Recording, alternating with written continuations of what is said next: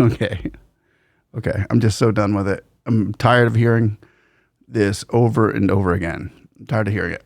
Look, I'm a far cry from those channels that take jabs at Trump every chance they get. I think he's done some marvelous things for the United States, but I don't think he's treated fairly in the media. I really don't. You rarely ever hear me saying bad things about the guy, okay? In the woke media, but the woke media and their fake news, whatever you want to call them, I think they do overplay the anti-Trump narratives to prop up their agenda. And 99 out of 100 times, the woke media destroys Trump with off-truths. I get it, because his bad news, it sells better, right?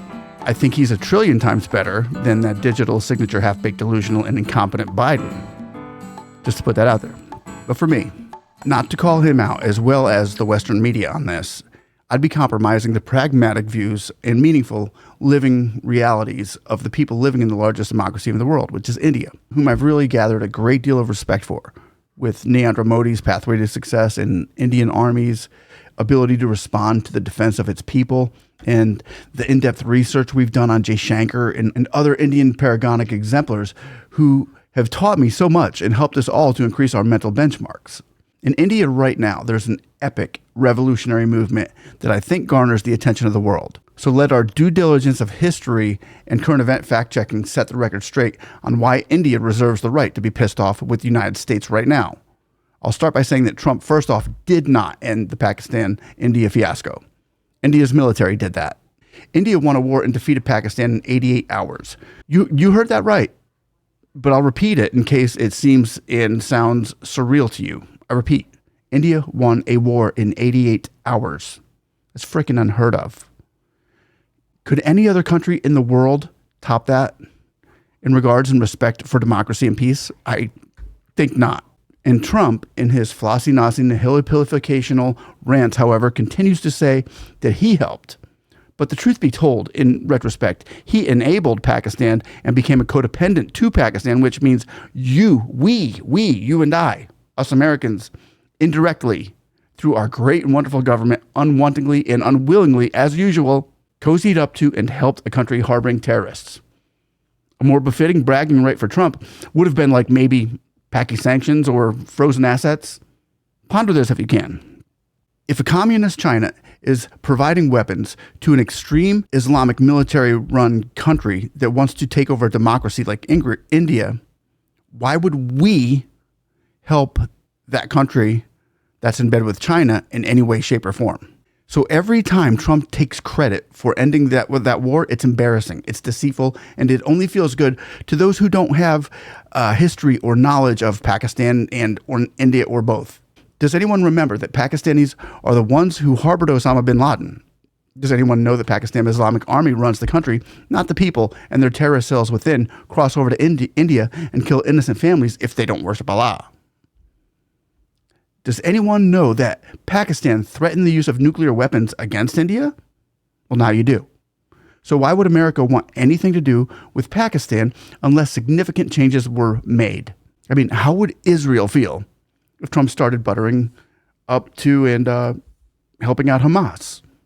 Well, the United States media blows chunks. They never once gave props to how India single-handedly was more able to destroy 9 known terrorist camps, including destroying a base and terrorists who beheaded our American Wall Street journalist Daniel Pearl without any help, and they did this without any help from the United States intelligence or military. And afterwards, when Pakistan retaliated against India for destroying the terrorist camps, India toucheed by launching attacks on Pakistan's military infrastructure, of where reports indicated that at least 9, some say 11, military bases were hit.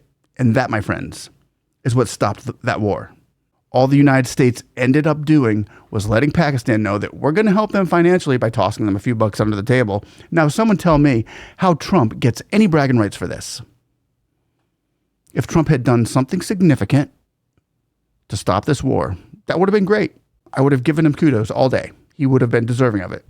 And don't get me wrong, I'm not in the Trump hater club. I'm a conservative Christian. But if we stick to the truth, we'll be much better off and more equipped to win debates and win hearts rather than lose them with inadequate representation. So let me tell you what else Trump has done, which aggravates India. And all the meanwhile, it will surely disgruntle some of you pale-faced Westerners who would rather not see the U.S. funding terrorist countries. Not directly, but The timing here is significant. Just a few days after the Pahalgam terrorist attacks, they started making deals with Pakistan and getting them into the cryptocurrency market. Reality hits you hard, bro. Try this on for size. Tell me India is not rightfully aggravated or slightly irritated with Trump.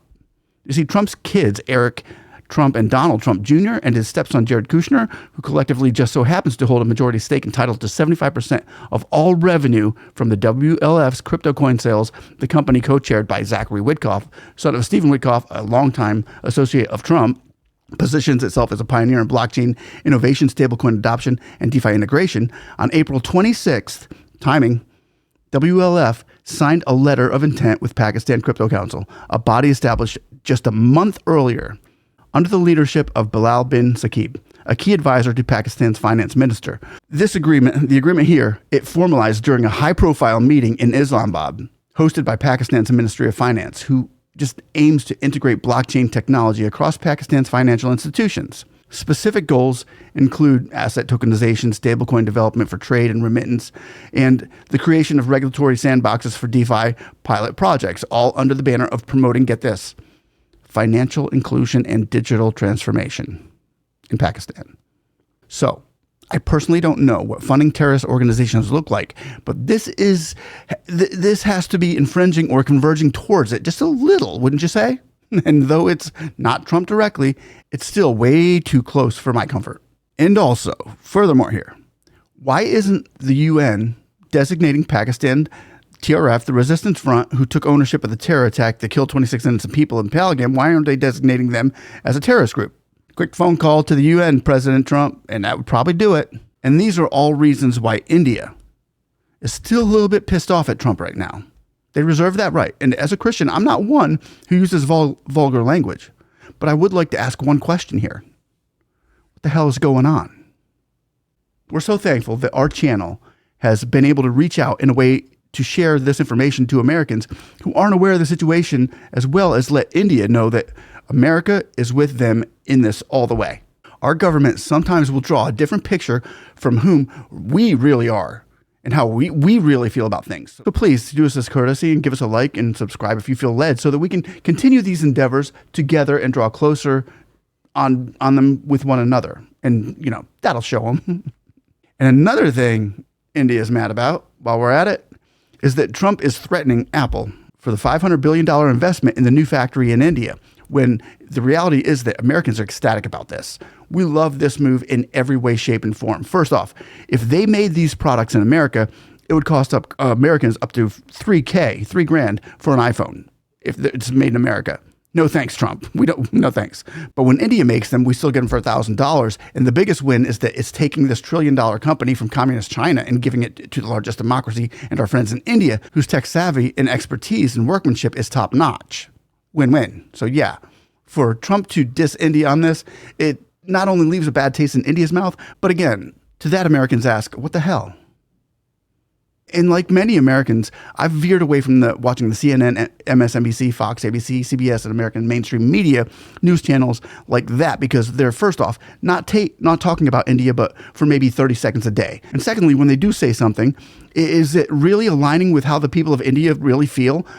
So we'd like to go straight to the people and the sources who live there to find out the information. And I find myself going to places like First Post, Times of India, Palki Sharma's Vantage, Hindustan Times. I read and I watch full summit meetings and interviews with India's prime leaders, trying our best to establish a closer and more honest relationship for the investigative journalism that we provide to everyone around the world. But I won't be all negative here, nor will I deviate from my honesty and sincerity, and as many as whom have watched this hopefully become more acquainted with India's outlook and perspective on Trump's initiatives. I heard one Indian-sourced outlet say that India is also upset with Trump on his recent actions targeting Harvard University just days after his administration moved to revoke the school's ability to enroll international students. But let me just touch on that for a second. Because in that post on Truth Social on Sunday, Trump said that the home countries of some Harvard international students are not all friendly with the United States and pay nothing towards their students' education. And we can understand why some people in India may be upset by this, and I need your help with this, but it seems that India would be apathetic or less enthusiastic on this subject as opposed to, let's say, Trump tariffs of 26% on India. And I believe that most Americans who voted for Trump kind of appreciate this move on Harvard. But most Americans voted for Trump also are concerned about Trump going overboard with his tariffs. But if a country puts 10% tariff on another country to import its goods, should it not expect to get a 10% tariff put on them as well? That sounds like fair play and mutual respect for business practices. But that's just what I think. Let me know what you think on that down below, and feel free to disagree or agree, because we're coexisting just fine and happily incompatible, because we grow stronger by it, and we're enforced and forged by one another's views as we reach sustainable growth.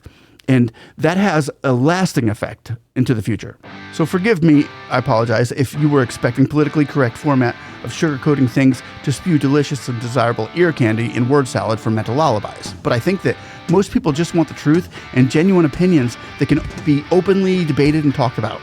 Let the truth be in love, and let love lead the way. God is love, and with his ultimate guidance, we can all love one another despite our differences. We share this whole world together. And as we join in unity, I think we find, though that we have differences, we're more alike than not. And I choose to believe that most people in the world are good. So join us here at the Speak and See family. We would be so honored by it and so grateful for having you all watch us. Enjoy the rest of your day or evening, and stay blessed and stay free. One love. We'll see you on the next one. Bye-bye.